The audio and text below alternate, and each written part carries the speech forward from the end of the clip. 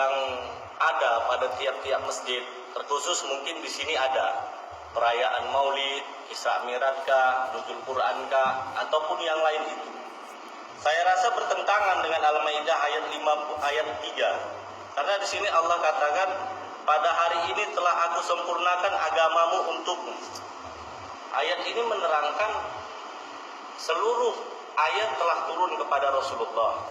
Kemudian Rasulullah mencontohkannya. Nah, maka dari ayat ini kita tahu bahwasanya yang tidak ada dari Nabi, yang tidak dikerjakan Nabi, pada saat ini semua muncul.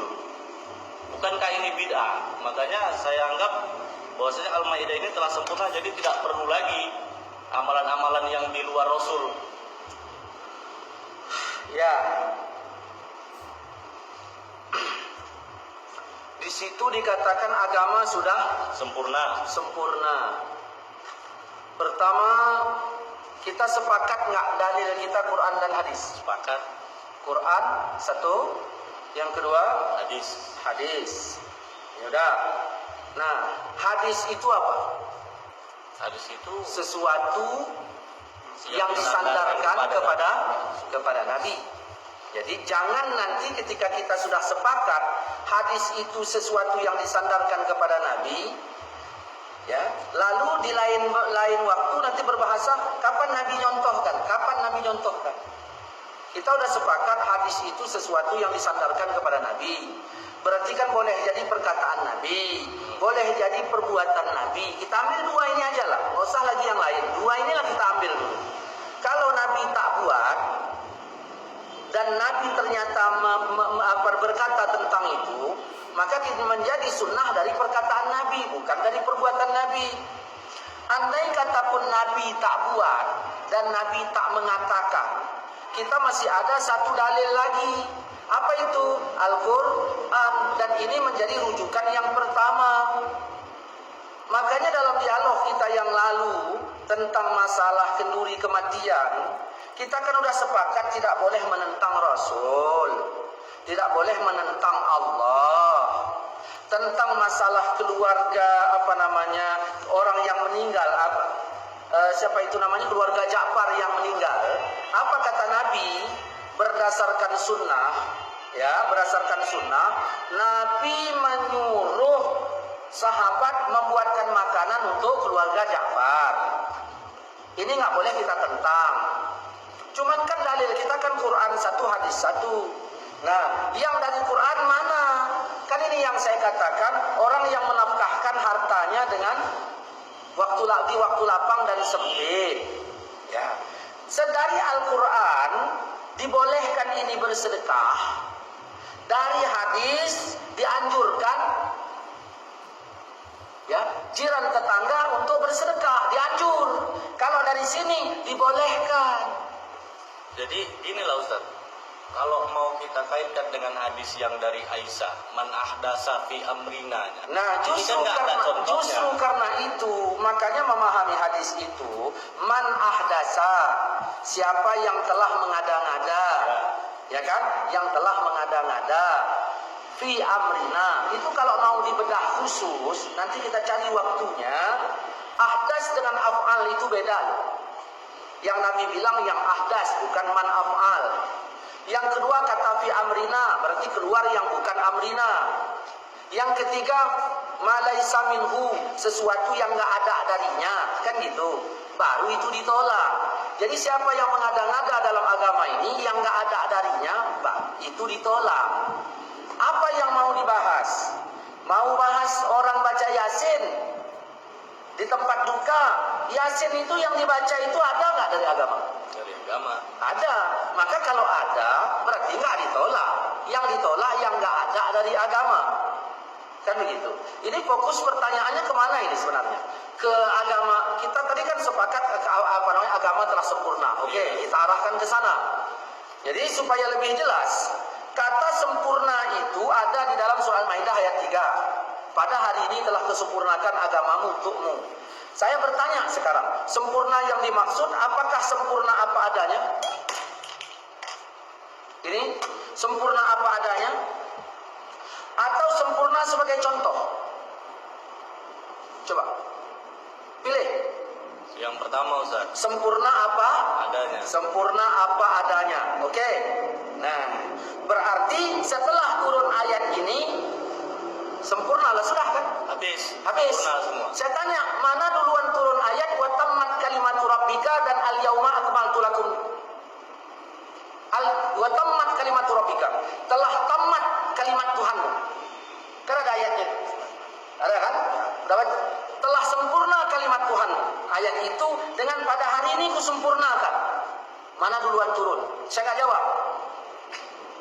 Dah, itu dulu. Nah, kalaulah sempurna apa adanya, baca sejarah. Apa yang dibuat Aisyah setelah Rasulullah wafat? Apa yang dibuat Abu Bakar, Umar, Utsman, Ali, Zaid bin Haris setelah Rasulullah wafat? Apakah mereka semua ini oknum-oknum menandingi Tuhan? Sehingga dia telah menyempurnakan sesuatu yang tidak menambah-nambah sesuatu yang sudah sempurna? Kalau berdasarkan dari hadis tadi bisa juga. Dari ayat. Dasa tadi, dari manah dasa Berarti tadi. nggak ngerti amanah dasar kalau begitu ceritanya. Kita ambil dari ayat dulu. Dari ayat. Apakah Aisyah itu termasuk oknum penambah kesempurnaan? Baca aja sejarahnya. Karena kalau kita ceritakan jadi panjang nanti. Apa itu? Nah, apakah Aisyah itu pelakunya? Kalau kita tuduh pelakunya, bagaimana dengan Al-Ahzab ayat 6? An-nabiyyu aula bil mu'minin min anfusihim. Nabi itu hendaknya lebih aula di hati orang mukmin ketimbang diri mereka. Wa azwajuhu ummahatuhum. Bahkan istri Nabi itu mak mereka. Allah puji istri Nabi. Di sini kalian bilang bahwa istri Nabi penambah kesempurnaan. Padahal Allah puji. Pilih aja. Berani nggak kalian mengatakan Siti Aisyah itu penambah kesempurnaan? Tidak. Itu masalahnya. Kenapa nggak berani? Karena faktanya agama sudah sempurna. Bukan yang dimaksud sempurna apa adanya, tapi yang dimaksud kata sempurna itu sempurna sebagai dalil. Maka berdasarkan dalil. Mari, saya udah siapkan ini, kita tolong di syuting ya. Agama telah sempurna. Sebagaimana yang telah kita maklumi bahwa agama ini telah sempurna menetapkan 5 hukum. Ada berapa hukum? Wajib, sunat, mubah, makruh, haram. Dalam surah Al-Maidah ayat 3 Allah berfirman begini. Udah. Banyak orang menjadikan ayat ini menghukumkan bid'ah, ya, dan sesat total bagi para pengamal perbuatan yang dianggap baik selama ini. Di antaranya maulid Nabi, doa berjamaah, salam-salaman setelah sholat dan yang lain-lain. Ya, inilah ini. Kalau memang kita berbicara agama sempurna, ya, saya bertanya, ini ayat ini sempurna nggak? Ya, dialah yang menurunkan Al-Quran kepadamu. Di antara isinya ada ayat muhkamat. Itulah pokok isi Al-Quran. Sempurna nggak? Sempurna ini ayat. Yang ini sempurna nggak? Yang lain ayat-ayat mutasyabihat. Adapun orang yang cenderung di dalam hatinya condong kepada kesesatan, mereka mengikuti sebagian ayat-ayat yang mutasyabihat saja untuk menimbulkan fitnah dan banyak lagi. Ini nggak saya bahas. Nah, pokok isi Quran adalah ayat muhkamat. Setuju nggak? Setuju. Nah, ini saya tanya lagi. Dan ini ayat ini sempurna nggak? Dan inilah jalan Tuhanmu, jalan yang lurus. Sesungguhnya kami telah menjelaskan ayat-ayat kami kepada orang-orang yang mengambil pelajaran. Sempurna nggak? Sempurna.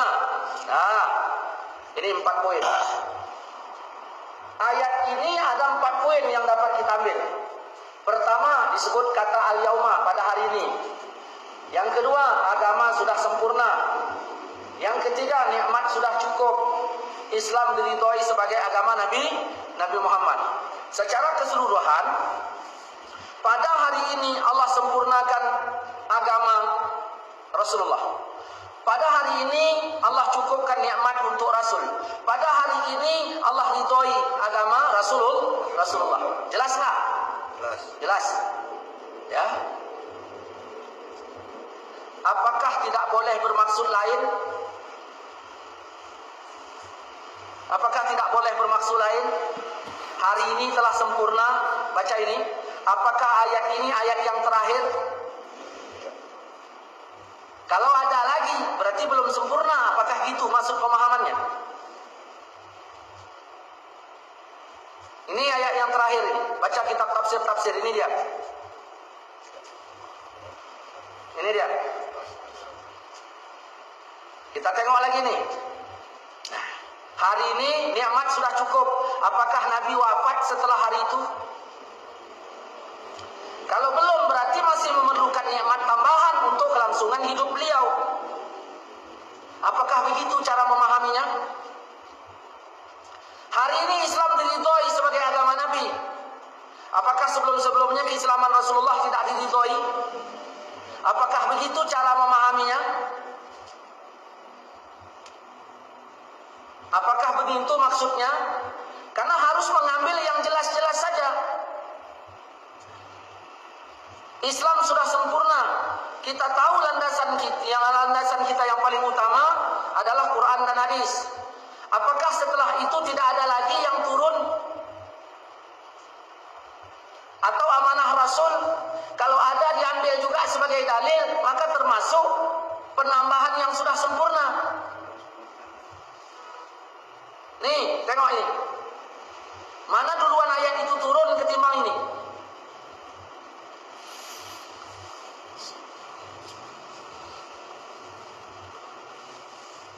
Aku berpesan kepada kalian supaya bertakwa kepada Allah, mendengar dan patuh kepada pemimpin, walaupun pemimpin itu orang yang berkulit hitam. Karena barang siapa yang hidup di antara kalian setelah aku wafat, niscaya dia akan melihat perselisihan yang sangat banyak.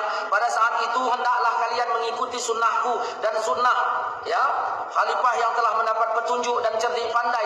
Pegang teguh-teguh semua itu dan gigitlah dengan gerahammu. Jauhi perkara bid'ah, karena semua bid'ah itu sesat.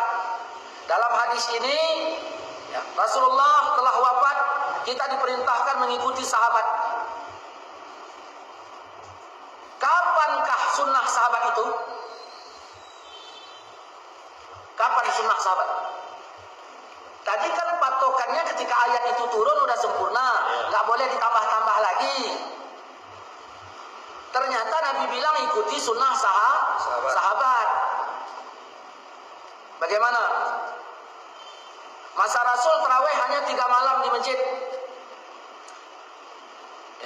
Dilakukan 8 rakaat. Kita ambil begitu aja lah gampangnya. Sedangkan Sayyidina Umar 30 malam di masjid.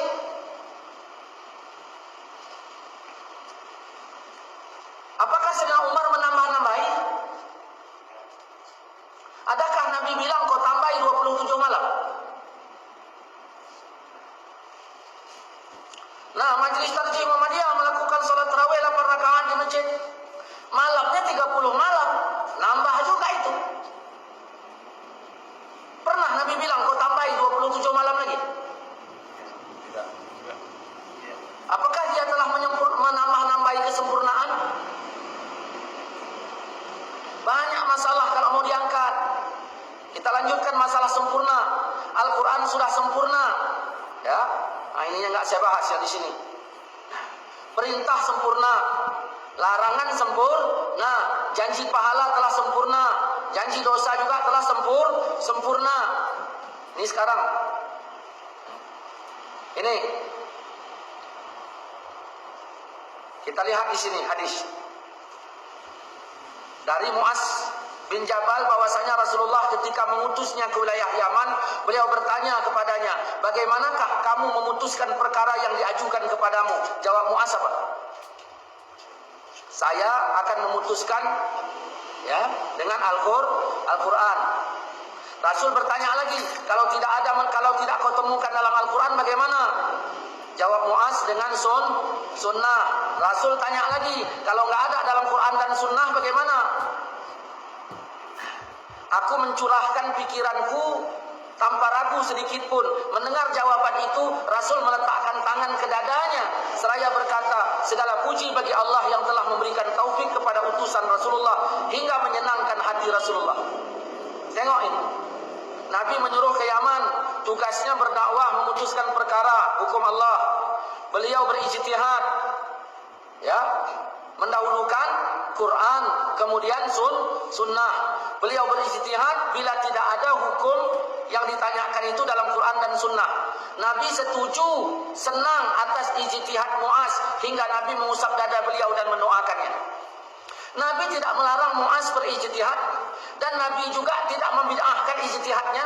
Saya tanya, ijtihad itu keluar setelah agama sempurna apa belum? Belum. Sempurna. Sudah. Saya tanya lagi, Islam ijtihad itu keluar setelah agama sempurna apa belum? Sempurna. Setelah agama sempurna. Apakah ijtihad itu termasuk menyempurnakan yang sudah sempurna? Tidak. Nih,